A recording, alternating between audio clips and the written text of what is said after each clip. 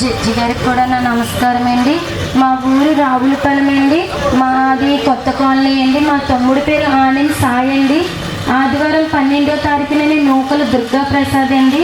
ఆ అబ్బాయి పేరు మాదిగా జాత అండి. మాది కులం అండి.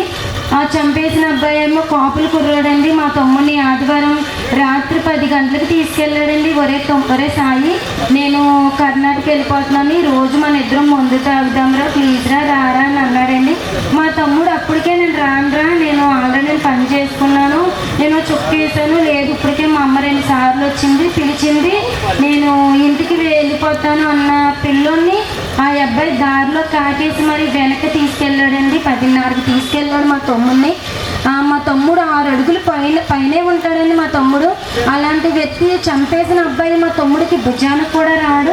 అలాంటిది వాడు ఒక్కడే చంపేశాను అన్నాడని 11 గంటలకల్లా నా తమ్ముడిని చంపేసి అంగన్వాడీ స్కూల్ నుంచి వాడైతే రక్తం మడకలతో వెళ్ళాడండి. వాడు అక్కడైతే కాదండి, మా తమ్ముడిని చంపడానికి 4-3 అయితే కాపు కాశారండి. అట్టు తోటలోనండి ఆ మర్డర్ చేసింది ప్లేస్ అండి. మరీ అంత దారుణంగా చంపేశారండి మా తమ్ముడిని. కన్నుగుడ్లు పీకేసి ఒక గుడ్డుని చితక్ కొట్టేసి ముందరున్న పళ్ళు పీకేసి ఎంత కిరాతంగా అయితే చంపేశారండి. అంటే మాదిగోళ్ళు దళితులు బిడ్డలంతా ఎంత లోకుగా చూడండి బిడ్డలకి. నిజంగా పోలీస్ స్టేషన్లో కూడా మాకు న్యాయం జరగాలని మేమైతే కోరుకున్నామండి. రిపోర్ట్లు ఇంకా 7 ముద్ర రిపోర్ట్లు రాలేదు అన్నారని అవి కూడా తారుమారులు చేసేస్తారేమో అని నాకైతే భయం వేస్తుందండి. మా అన్నదమ్ములు మేము 4 మా అన్నయ్య రీసెంట్గా మా చిన్నన్ని చనిపోయాడు. నేను లాస్ట్ అమ్మాయిలని మా తమ్ముడు. అలానే మేము న్యాయం కోసం పోరాడుతున్నామండి. మాకు ఏం న్యాయం జరుగుతుందండి.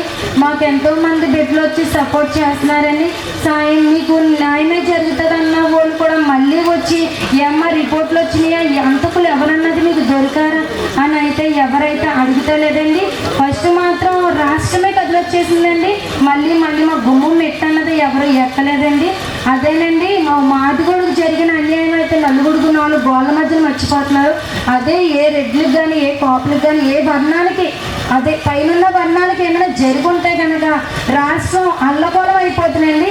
అంటే మా వెనకాల ఎవరు సపోర్టు లేదు అన్నంత దారుణంగా అయితే ఈ ప్రభుత్వం అలా నడుస్తుందండి. నిజంగా మా తమ్ముడు వెనకాల 4 అయితే ఉంటారండి.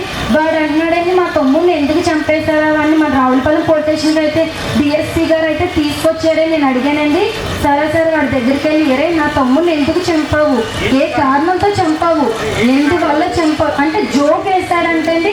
జోక్ నచ్చలేదంటే అంటే జోక్ వేసినందుకే చంపేశారంటే రేపు పొద్దున వాళ్ళు ఎదిరించి మాట్లాడితే అక్కడే చంపేస్తారేమో మనం. అంటే నా తమ్ముడికి నిజంగా నా తమ్ముడు 10 మందికి సాయం చేసినోడే కానీ 10 మంది ఉసురు పోసుకునేవాడే కాదండి. నా తమ్ముడు చిన్నప్పటి నుంచి నా తమ్ముడు ఎలాంటోడో నాకు తెలుసు. అలాంటిది వాడికి జోక్ నచ్చలేదంట చంపేశానంటండి. అది ఎంతవరకు కానీ కాదండి. వాళ్ళు ఏదైనా తప్పుడు పని చేస్తుండగా నా తమ్ముడు చూసుండాలి.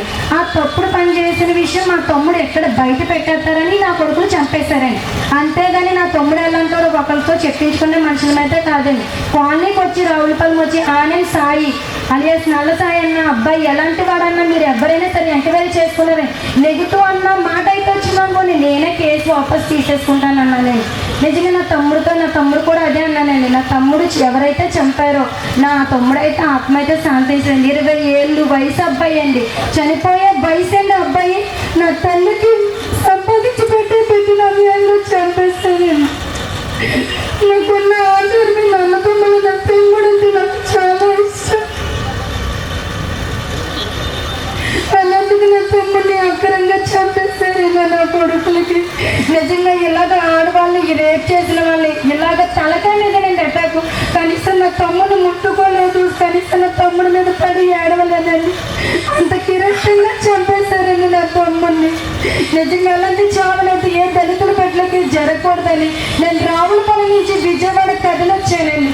సుమన్ రాజ్ అండి కోసం ఎవరైనా ఒకటేనండి. ఈ రోజు నా తమ్ముడు అయిపోయి రేపొద్దున మీరు అవ్వచ్చని నేనైతే పోరాటానికి అయితే వచ్చానండి. అన్నయ్య మాట వాళ్ళు వచ్చానండి. ముక్కు మొఖం తెలియని వాళ్ళు వచ్చి మన పరామర్శిస్తున్నారు, వెళ్ళిపోతున్నారు. కానీ అన్నయ్యకి మనకి ఏ సంబంధం ఉంది? మన క్యాస్ట్ మన కులం ద్వారాగా వచ్చి అన్నయ్య మన బిడ్డల కోసం నిలబడుతున్నారు. మనం అందరం అన్నయ్యకి అయితే సపోర్ట్ చేయాలని అనుకున్నానండి. నిజంగా ముఖ్యంగా ఇక్కడికి వచ్చిన ప్రతి ఒక్కరండి మన దళిత బిడ్డలకే ఇంత అన్యాయం అండి. 23 మందిని ఎంత కఠినంగా చంపేశారో చూసారండి. అంటే ఆ కులం వాళ్ళు ఎవరికి ఇలాంటి పరిస్థితి లేదండి. ఓన్లీ మన కులపోలకే ఇలాంటి అన్యాయాలు అయితే జరుగుతున్నాయండి. మళ్ళీ ఇలా జరగకూడదండి. నా తమ్ముడి మీద చంపిన వాళ్ళకి పేర్లు అయితే నేను అనుమానం పేర్లు అయితే ఇచ్చానండి. ఒకడైతే దాని మీద నిజంగా నాకు ఒకడు అనుమానం అండి, ఒక్కడే దొరికాడు.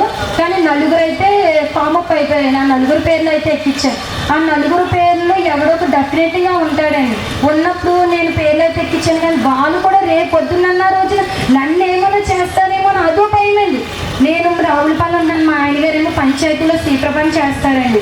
మేము 12 సంవత్సరాలు అవుతుంది నేను మ్యారేజ్ అయ్యి.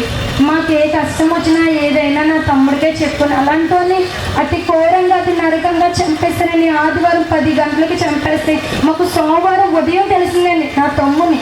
నా కొడుకు ఎందుకు చంపాడు, ఏ కారణంతో చంపాడు అన్న విషయం అయితే నాకు బయటికి రావాలని నేనైతే పోలీస్ స్టేషన్ కాడ అయితే ధర్నా చేస్తానని.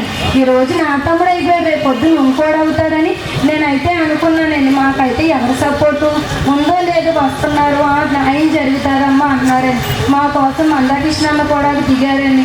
ఆ అన్న వల్ల ఏమైనా న్యాయం జరుగుతుందేమో అని నేను కూడా అలాగే ఉన్నానండి.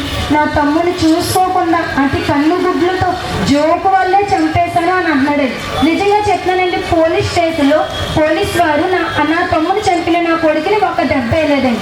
ఎందుకంటే నా తమ్ముని చంపేసిన నా కొడుకుని గేదెని మేపినట్టు పోలీస్ స్టేషన్లో మేపుతున్నారండి. అంటే నేను నా తల్లి ఎంత ఏడుతున్నామంటే నా తోడబుట్లను పోగొట్టుకొని నా తల్లి పోగొట్టుకొని ఎంత ఏడుతుంటే బయటకు వచ్చిన తర్వాత ఇంకొని చంపారా అన్నట్టుగా పోషిస్తున్నారండి. అలాంటి ఆ కొడుకుని గురి తీసేస్తే జీవితకాల శిక్ష కాదండి. జీవితకాల శిక్ష వేసినా సరే వాళ్ళు మళ్ళీ బెయిల్ మీద వచ్చేస్తారండి. జీవితకాల శిక్ష అయినా వేయాలని నాకు గురైనా వేయాలని. నా తమ్ముడు ఏ కారణంతో చంపేశాడన్న విషయం అయితే బయటకు రావాలండి. పన్నెండు మా వీధిలో అదే ఓసీకి సంబంధించిన వాళ్ళండి. ఆ క్యాస్టల్ మా కులపబ్బాయికి జోక్ వేస్తాడంట, జోక్ నచ్చలేదంట, అందుకే తలకే పగలదింగారు అని అంటుంది. అంటే ఆ జోక్ వల్ల చంపేదంట. కిరాతంగా ఎన్నిపోటు కొలిచేశారు మీ ఓలని నేనే అన్నాను. మీ కులపోడు నా తమ్ముడిని ఎదిరించే దొమ్ము లేక ఎన్నిపోటు కంకులో కారం కొట్టేశారే నా తమ్ముడు కంకులోని. ఆ ప్లేస్ అంతా కారం అండి, కన్ను గుడ్లలో కారం. నా తమ్ముడు ఒకరు ముగ్గురు అయితే వేసేసి నా ఇల్లు పక్కనేనండి 10 అడుగులు దూరం. ఏమన్నా నువ్వు చూసా కదా ప్లేసు, అది మా ఇల్లు ఏదైతే చంపేసిన ప్లేస్ అయితే అయ్యాను. కరెక్ట్గా చీకటి మైదానం. అక్కడ రాయి తీసుకోవడానికి కూడా ఒకటి సపోర్ట్ చేస్తేనే వాడు అటాక్ అన్నది చేయగలదండి. ఇప్పుడు ఎవరు సపోర్టు లేకుండా ఆడు జోక్ వేసాడండి, నేనే చంపేశానండి, నా వెనకాల ఎవరో లేరండి అని అన్నాడండి. వాడు ఒక్కడైతే కాదండి, నలుగురు ముగ్గురు ఉన్నారండి. ఆ ఎవరన్న వాళ్ళు అన్నారు బయటికి రావాలండి, వాళ్ళందరికీ శిక్ష పడాలండి. శిక్ష అయినా ఊరైనా పడిపోలేండి. ఎందుకంటే నా తమ్ముడిని అక్రమంగా చంపేశారండి. ఏదైనా తప్పు చేస్తే లేకపోతే